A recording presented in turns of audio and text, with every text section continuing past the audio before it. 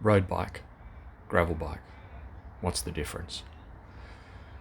Well, I guess if you look even reasonably closely at the two bikes in the video in front of you, you can see the geometries are slightly different. Immediately you can see that the road bike, which is the one in front, if you didn't already know, is lower, is slightly longer, a more aggressive position. You might notice that the stack height on both bikes is very high. I'm a fairly inflexible guy, so I run my stack height high. Some people have no stack whatsoever in their stem, and their handlebar is what they call slammed on the top tube. So again, just looking at some basics, you can see just in this video the length of the top tube is longer. The length of the head tube, which is this bit right here at the front, is shorter on the road bike than it is on the gravel bike. And that's really for a bit of comfort, a bit of stability. For me, the comfort is important. I'm also not a super experienced mountain bike rider, so stability is also pretty important for me.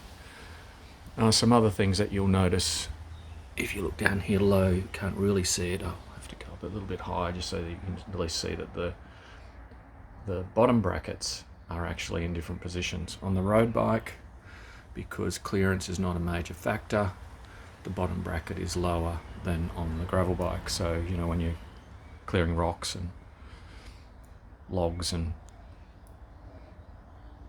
rubbish on the track, the gravel bike's got that little bit of extra clearance, so you're not bouncing off things.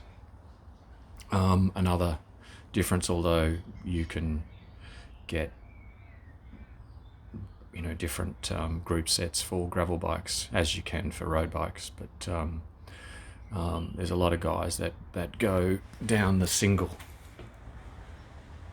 1x crankset option, meaning that you've got one ratio at the front and of course your 11-12 speed. That's the standard these days at the back.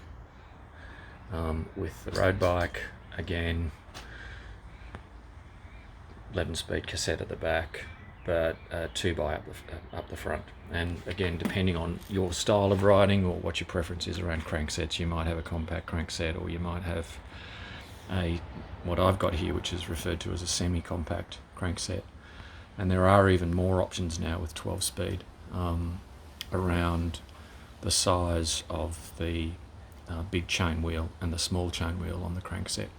SRAM, I believe, have a smaller big chain wheel and a smaller small chain wheel than Shimano do, by virtue of the fact that they have a 12 speed on the back that goes down to a 10-tooth cog as your biggest gear, which means they can get away with a smaller crankset at the front and a broader range of gears at the back. Pretty interesting concept. Some other things that you can probably notice is the types of wheels. Okay, I've got Zips. These are aftermarket wheels for my bike, but even the standard version of this bike comes with approximately 40mm carbon aero type wheel. More suited to going fast, light, not too worried about robustness, so to speak. The idea of a road bike for most guys is that you want to go fast on the flats, you want to go fast up the hills, and so weight and aero are really important things. Whereas on the gravel bike, this is an aluminium wheel. These are new wheels, actually. I might even do a review on these wheels for you guys in one of my videos. But these are aluminium wheels. They're more stiff, they're stronger. The spokes are, in this case, these are actually quite aero spokes, but there's no real effort to reduce weight. it's really about the wheel's ability to absorb impact and remain intact for a variation of riders. Although, having said that, these wheels, I believe, they have a weight limit of 100 kilos. So I've got to stop eating ice creams and drinking beer so that I don't blow my weight out and have to change the wheels. Disc brakes, well, look, nearly every road bike has got disc brakes these days. My TCR doesn't have disc brakes. It's an older TCR. It's a few years old now, so it's got your standard caliper brakes. Some other, I guess, interesting things, particularly about these two bikes, is the handlebars. I prefer round bars, not aero bars, but that's just a matter of preference. But you can see they're very straight across, whereas on the Revolt, they're swept back. And they're also crimped. There's a bit of compression you can see in the bar there to allow for a bit of flexibility for the bars to bend upwards and downwards as you're going over gravel to give you a bit more comfort. What else is there that's kind of glaringly obvious?